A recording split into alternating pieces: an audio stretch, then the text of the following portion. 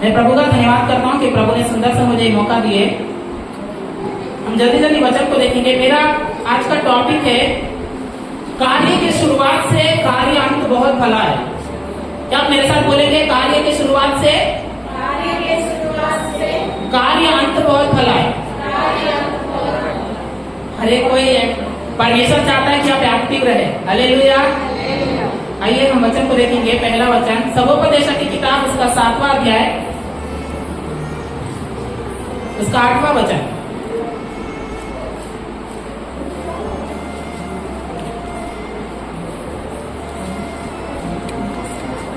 कोई बड़े सबोपदेश की किताब उसका 7वां अध्याय 8वां वचन।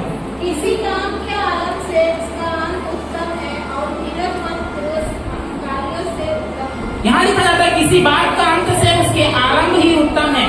वचन ऐसा कहता है। यानी हम इसको कैसे समझे कि जब हम आज मसीह में हम 15 साल से 20 साल से हैं, हम उस समय शुरू किए और अभी भी हम चल ही रहे, हम अंत में अभी नहीं पहुंचे। ये जो अंत है वो आने वाला है, तो वो अंत क्या होना चाहिए? हमारा उत्तम होना चाहिए। वचन ऐसा कह रहा है। तो मैं आपके सामने दो ऐसे व्यक्तियों को रखना चाहूंगा जो शुरुआत में बहुत ही अद्भुत विधि से प्रभु की सेवा को किए, बहुत ही गंभीरता के साथ प्रभु के वचन का पालन किए। प्रभु ने उनको चुना अपनी सेवा के लिए, यानी प्रभु ने अपनी नाम की महिमा के लिए उनको चुना।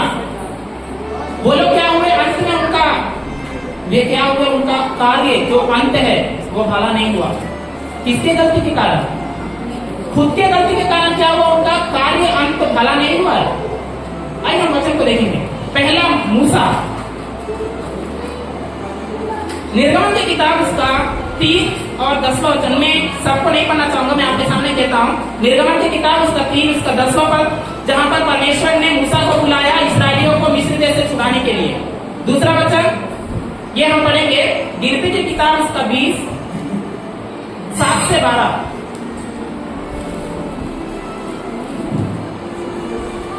जब यहोवा ने मूसा से कहा, उस लाठी को ले और तू अपने भाई हारून समेत मंडली में इकट्ठा करके उसके देखते उस चट्टान से बातें कर, तब वो अपना जल देगी। इस प्रकार से तू चट्टान में से उनके लिए जल निकाल कर मंडली के लोगों और उनके पशुओं को पिला। यहोवा की इस आज्ञा के अनुसार मूसा ने उसके सामने से लाठी को ले लिया। अब डायरेक्ट 12वां वचन को। परंतु मूसा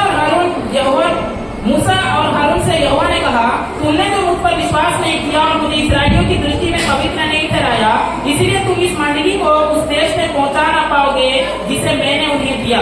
11वां पद, तब मूसा ने हाथ उठाकर लाठी चट्टान पर 2 बार मारी और उसमें से बहुत पानी फूट निकला और मंडली के लोग अपने पशुओं समेत पीने लगे। यहाँ पर यह संदर्भ जो है, पहला बार परमेश्वर कहते हैं कि ये लाठी को क्या कर, मार।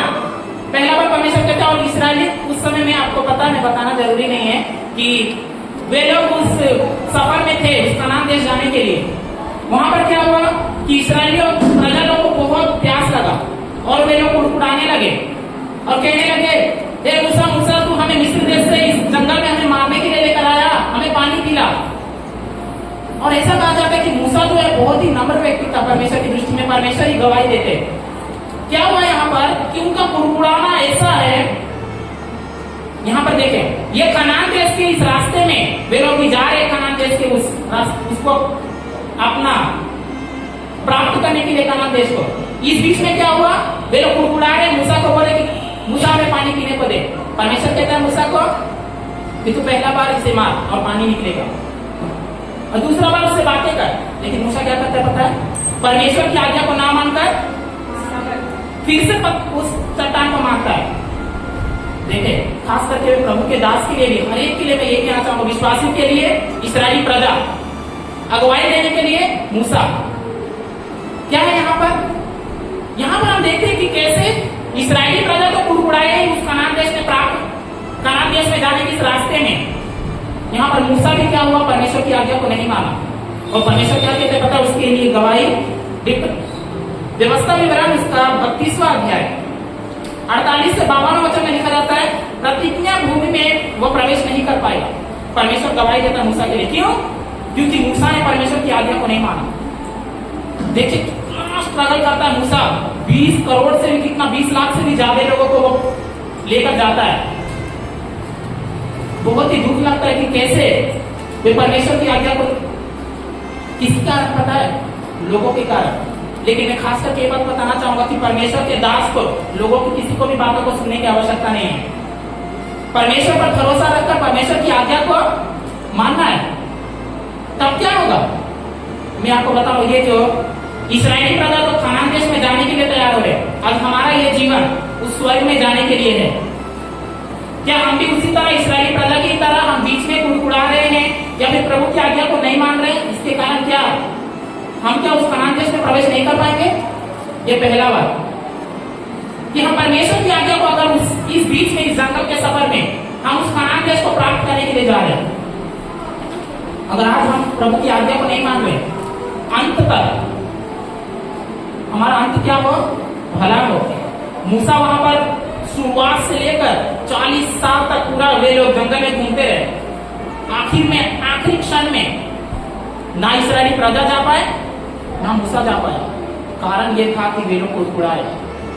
परमेश्वर ने क्या प्रतिज्ञा किया पता है? मेरे इस्राएली प्रजा की दुहाई मेरे कानों तक पहुंची है, मैं उन्हें मिस्र देश से छुड़ाना चाहता हूं। आज प्रभु हमारे लिए भी ऐसा ही, जब हम प्रभु से प्रार्थना करते हैं, प्रभु मुझे ऐसे परिस्थितियों से छुड़ा, प्रभु छुड़ाता है हमें। और क्या होता है उस समय कि प्रभु हमसे प्रेम भी करता है। प्रभु ने प्रतिज्ञा भी करता है कि जो मुझ पर विश्वास करेगा वो अनंत जीवन पाएगा। यीशु ने बात को कहा है। सेम इसी तरह से परमेश्वर ने कहा कि मैं दूध और मधु की धारा बहने वाले देश में तुम्हें लेकर जाऊंगा। यहाँ पर नहीं कि लेकर जाऊंगा तो परमेश्वर लेकर ही चल जाएगा। इसका एक कंडीशन है कि इस जंगल के सफर में हमारा जो कनान देश को प्राप्त करने के लिए हमें प्रभु की आज्ञा को मानना, अंत तक धीरज धरकर। हमने यहाँ पर देखा कि इस्राएली लोग कुड़कुड़ाए, मूसा परमेश्वर की आज्ञा को नहीं मानी। इतना बड़ा प्रभु का दास है, लेकिन प्रभु की आज्ञा को ना मानने की वजह से उस कनान देश को वो नहीं जा पाया। दूसरा, साउल, मैं यहाँ बता देना चाहूंगा, मैं पढ़ना नहीं चाहूंगा। साउल जो है, इस्राएली प्रजा देख रहे कि दूसरे देश सबको ये राजा को चुन रहे हैं, उनका बढ़ोतरी हो रहा है, हमारा कुछ नहीं हो रहा है। तो वे लोग ये सोचे कि हम भी एक राजा को चुनेंगे जो हमारे लिए सहायता करेगा, हमारे प्रॉस्पेरिटी का कारण होगा। ऐसे इस्राएली प्रजा सोच रहे और वे जाकर सामुएल से बोलते कि हमारे लिए एक राजा को दे, हमें राजा चाहिए। परमेश्वर इस बात से बहुत क्रोधित होता है कि मैं तुम्हारे लिए राजा हूँ, तुम दूसरे को राजा मांग रहे हो। लेकिन फिर भी प्रभु उनकी उस बातों को नकारता नहीं है। ठीक है बोलकर प्रभु सामुएल से कहता है कि जाकर तू उसको अभिषेक कर। और लिखा जाता है कि वो बहुत ही सुंदर था साउल, और बहुत ही अच्छा था, नम्र व्यक्ति भी था। लेकिन जब अमालेकियों से जब वो युद्ध करने के लिए उस समय में जा रहा था, परमेश्वर ने आज्ञा दिया कि तू कुछ भी वस्तु को वहां से मत लेना, कुछ भी मत लेना, सबको खत्म कर देना। क्या हुआ? उसके अंदर लालच आया और वो क्या किया? कुछ भेड़ों को, अच्छे भेड़ों को सोचा कि इसको परमेश्वर को बलिदान करेंगे। परमेश्वर क्या कहता था उस सामुएल की किताब में कि बलिदान से भी आज्ञा मानना उत्तम है। इस जीवन के सफर में परमेश्वर ने क्या किया? यहाँ पर साउल को चुना कि वो इस्राएली प्रजा की अगुवाई करे। लेकिन वे लोग क्या हुए? यहाँ पर भी साउल परमेश्वर की आज्ञा को नहीं मानता है और उसका अंत एकदम बेकार। मैं आप हर एक लोगों को उत्साहित करना चाहूंगा कि जब हम इस जीवन के सफर में हैं, हम उस प्रभु की आज्ञा को माने अंत तक। मैं उस इमेजिनेशन में आपको लेकर जाना चाहूंगा कि इस्राएली प्रजा लोग सब उस कनान देश में जाने के लिए वो क्या हो रहे? सफर में है। इस बीच में परमेश्वर ने उनको कंडीशन दिया कि आज्ञा को मानना है। कितना वचन है, पूरा व्यवस्था विवरण, निर्गमन की किताब, सब आज्ञा को मानने के बारे में बताया जाता है, ताकि तुम क्या हो, मैंने जो प्रतिज्ञा किया उसमें तुम प्रवेश कर पाओ। हमारे इस जीवन में कनान देश को प्राप्त करने के लिए, उस स्वर्ग को प्राप्त करने के लिए हम भी सेम इस्राएली प्रजा की तरह, एक पास्टर मूसा की तरह अपने विश्वासियों को अगुवाई करते हुए लेकर जा रहा है। मूसा लोगों की उस मुस्कुराहट को सुनकर वो भी थोड़ा दुखी हुआ। ऐसी परिस्थिति में हमें क्या करना इस समय में? ऐसा ना हो कि हम भी उस स्वर्ग में जाने से वंचित हो जाए छोटा सा आज्ञा ना मानने की वजह से। हमने क्या देखा कि कार्य शुरुआत तो आज हम किए हैं, हम चल रहे इस जंगल के सफर में उस कनान देश यानी उस स्वर्ग को प्राप्त करने के लिए। हमारा जीवन कैसा है हमें इस समय सोचने की आवश्यकता है। जैसे परमेश्वर ने इस्राएली प्रजा को आज्ञा दिया कि तुम्हें मेरी आज्ञा को माना कि तुम स्वर्ग के राज्य में जाओगे अंत तक। यीशु मसीह भी कहते हैं नए नियम में मरकुस की किताब उसका 13वां अध्याय उसका 13वां वचन में, जो अंत तक धीरज धरे रहेगा उसी का उद्धार होगा। ये धीरज में क्या पता है? धीरज में आज्ञा मानना है। धीरज में हर एक परमेश्वर की इच्छा के अनुसार चलने वाली जो बातें उस सबको मानना है। धीरज में है प्रेम है। धीरज हम क्यों रखते हैं? मैं कुछ चीज को देखा कि मुझे उसको प्राप्त करना है, तब जाकर मेरे अंदर होप आता है, मेरे अंदर आशा आता है, मेरे अंदर धीरज आता है कि मैं उसको प्राप्त करूंगा। इस्राएली प्रजा लोग क्या पता बहुत ही खुशी थे कि हमें परमेश्वर दे रहा है, और वो रास्ते से जा भी रहे थे। लिखा जाता है उनके पांव के चप्पल जो है, उनके कपड़े जो, कुछ भी नहीं होता है। मैं आपको बता रहा हूं, जब आप परमेश्वर की आज्ञा को मानते हुए उसकी इच्छा के अनुसार चलेंगे, जैसे भाई बता रहे थे कि आपके जीवन में कुछ भी क्षति नहीं होगा। परमेश्वर ऐसे ऐसे रास्ते से आपको लेकर जाएगा इस जंगल के सफर में कि आप बिना कुड़कुड़ाए उस जगह को पहुंच सकते हैं जहां परमेश्वर चाहता है। कारण है यहाँ पर कि हम परमेश्वर की सिर्फ आज्ञा को माने अंत तक। हम इस जंगल के सफर में, यहाँ पर मैंने 2 व्यक्ति को आपके सामने रखा। मैं 5 मिनट कहना चाहूंगा। मैंने 2 व्यक्ति को रखा कि उनका शुरुआत जो है अच्छा था, एकदम कितना अद्भुत है। मूसा एकदम दृढ़ता के साथ परमेश्वर की उस इस्राएली प्रजा को लेकर आता है। साउल भी वो एनॉइंटेड है। जब दाऊद को साउल मारने के लिए जा रहा था, और जब दाऊद के हाथ में साउल आ गया तो वो बोला कि अभिषेक है, मैं इसको नहीं मारूंगा। यानी इतना अद्भुत वो डर रहा था दाऊद। ये था 2 व्यक्ति कि हमारे इस जीवन में जंगल के सफर में हम अंत तक आज्ञा को जब मानेंगे तब जाकर हम स्वर्ग के राज्य में प्रवेश करेंगे। बहुत ही गंभीरता के साथ हम कलीसिया में सही से नहीं आते टाइम पर, पारिवारिक प्रार्थना होता है कि नहीं पता नहीं। हम कैसे कह सकते कि मैं उस कनान देश में प्रवेश करूंगा जिसके लिए यीशु मसीह ने स्वयं अपने लहू को बहाया है। उस समय मूसा ने चट्टान को मारकर, लिखा जाता है कि परमेश्वर को उस जगह पर उसने अपवित्र ठहराया, ऐसे लिखा जाता है। आज यहाँ पर क्या हम यीशु मसीह के उस आज्ञा को ना मानकर हम यीशु मसीह क्या कहते हैं कि मैं, अगर तू मेरी आज्ञा को नहीं मानते तो मुझे फिर से क्रूस पर चढ़ाते हो। सेम ही वही है बातें कि वहां पर वो यीशु मसीह है वो चट्टान, और यहाँ पर हम आज प्रभु की अगर आज्ञा को नहीं मान रहे तो फिर से यीशु मसीह को क्रूस पर चढ़ा रहे। और उतना ही नहीं, यीशु मसीह क्रूस पर चढ़ा तो वहां पे दर्द को सहला था, उतना नहीं, उससे खतरनाक दर्द उस समय आने वाला है जो परमेश्वर हमें देगा अगर हम अंत तक उस आज्ञा को मानकर आगे तुम उस कनान देश को प्रवेश कर पाएंगे या फिर नहीं, ये हमारे ऊपर है। अभी मैं आपको बताना चाहूंगा, कार्य शुरुआत भी हुआ और अंत भी बहुत अच्छा हुआ। मैं आपके सामने व्यक्तियों पर आपको पता है सब बातें। हम देखते हैं यूसुफ को। यूसुफ के जीवन इतना अद्भुत है कि उसको छोटे टाइम से परमेश्वर ने उसको सहायता की, उसके माता पिता उसको अच्छे से पाले, अच्छे परमेश्वर की भक्ति में बढ़ाए। और वो शुरू से लेकर के क्या हुआ, उसके भाई लोग उसको टॉर्चर करे, उसको भाई लोग उसको मारे, लेकिन वो विश्वास योग्यता के साथ तो क्या हुआ, उस मिस्र देश में वो प्रधानमंत्री वहां पर बना हुआ। कार्य जो है, अंत जो अगर आपका अच्छा है तो हमेशा के लिए क्या होगा, हमारे लिए भलाई है। वो हमेशा के लिए कभी भी गलत नहीं होगा। वहां पर लिखा जाता है कि योसेफ एक जेल से वो प्रधानमंत्री बन जाता है। कारण ये था कि उसका अंत भी, उसका शुरुआत भी अच्छा है, उसका अंत भी अच्छा है। हमारे जीवन में यही है।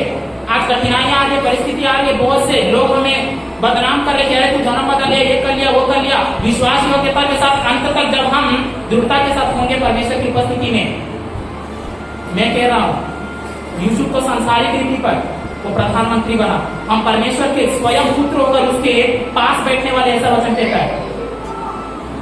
हमें सब पुराना नियम एक एक दृष्टांत को बताता है, पौलुस ऐसा कहता है। आखिर में मैं कहना चाहूंगा यीशु मसीह के जीवन में, वो यीशु मसीह शुरुआत से लेकर अंत तक आपके और मेरे लिए वो विश्वास योग्यता के साथ क्या हुआ, हमें उद्धार देने के लिए यीशु ने कहा कि मैं अपने पिता के काम को करने आया हूं। आज हमें क्या बोलना पता है, मैं परमेश्वर की आज्ञा को मानने के लिए चुना गया हूं, मैं भले काम करने के लिए चुना गया, जैसे इफिसियों 2:10 में लिखा जाता है। ये सब चीजें यीशु मसीह ने हमें उद्धार देने के लिए शुरू से लेकर के अंत तक वो आज्ञा को मानता ही गया। लिखा जाता है इब्रानियों की किताब में कि उसने दुख उठाकर आज्ञा मानना सीखी, ऐसा लिखा जाता है। हमारे भी जीवन में यही है, आज मेरे शरीर को बहुत अच्छा लग रहा है तो मैं क्या करूंगा, वो पाप को कर लूंगा। ऐसा नहीं, वो यीशु मसीह के जीवन में दुख आया, तकलीफ आया, लोगों की तरफ से निंदा आया, लेकिन वो फिर भी विश्वास योग्यता के साथ आगे बढ़ा। और वहां पर क्या हुआ, तो उस जीवन को जो हमें देना चाहता है अंतिम जीवन, यीशु मसीह कहते अंत में, यूहन्ना उसका 19 उसका 30वां वचन कहते कि पूरा हुआ। यानी यीशु मसीह ने जो मिशन को लिया था, जो काम को लिया था, शुरू से लेकर के अंत तक, वो क्या वो पूरा हो गया। यीशु मसीह हमारे लिए सब चीजों को पूरा कर दिए। ये बात तो आपके सामने रखा। आखिर मैंने कंक्लूजन में आपके सामने कहना चाहूंगा, 2 तीमुथी 4 उसका 7वां वचन पढ़े। मैं कहता हूं, मैं अच्छी कुश्ती लड़ चुका हूं, पौलुस ऐसा कहता है, और मैंने अपनी इस दौड़ को पूरा किया है। यही है कि शुरू से लेकर के अंत तक पौलुस ने क्या किया, इस जीवन के दौड़ में है, पौलुस ने पूरा किया उस दौड़ को। और वो कहता है कि मैं अच्छी कुश्ती लड़ चुका। ये बताओ, ये सामान्य बात नहीं है, वो एकदम प्राउड के साथ कह रहा है कि इस्राएली प्रजा वहां पर कुड़कुड़ाए और मैं उस कनान देश को प्राप्त नहीं कर पाए। मैं अच्छी कुश्ती लड़ चुका हूं और मैं क्या करूंगा कि उस मुकुट को पाऊंगा जो यीशु मसीह ने मेरे लिए रखा है। ऐसे लिखा जाता है वचन में, ये बात है। और मैं ये आखिर में 1 कुरिन्थियों उसका 15 उसका 58वां वचन में लिखा जाता है, स्थिर और अटल रहो और परमेश्वर की आज्ञा में मानने में सदा बढ़ते जाओ।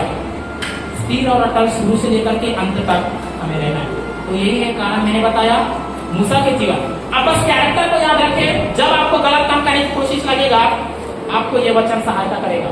मूसा नहीं जा पाया, उसका अंत अच्छा नहीं था। साउल, वो परमेश्वर की आज्ञा को नहीं माना, जो उसको अच्छा लगा वो किया। तीसरा यीशु और यीशु मसीह ने। चौथा क्या किए वे लोग, शुरू से लेकर उनका शुरुआत भी अच्छा, अंत भी अच्छा। और वे ऐसे ऐसे महान, लिखा जाता है कि परमेश्वर ने यीशु मसीह को इतना ऊपर उठाया, सब नामों में यीशु मसीह ने वो नाम को श्रेष्ठ रखा, परमेश्वर ने यीशु मसीह का। यानी जब अंत अच्छा है तो आपके लिए भला ही भला है। इसीलिए दीनता के साथ प्रतिदिन खाली कलीसिया में आकर ही प्रार्थना करना नहीं, हमारा यह जीवन लोगों के सामने भी दिखे और वे लोग भी इस कनान देश में जाने के लिए शामिल हो जाए। मैं प्रभु का धन्यवाद करता हूँ कि प्रभु ने सुंदर सा ये मौका दिया और आप इस कैरेक्टर को याद रखें और केवल परमेश्वर की इच्छा के अनुसार चलते रहे, ताकि आपका अंत भला हो और आप उस कनान देश में जो स्वर्ग है आप उसको प्राप्त करें। प्रभु आप सभी को आशीष दें।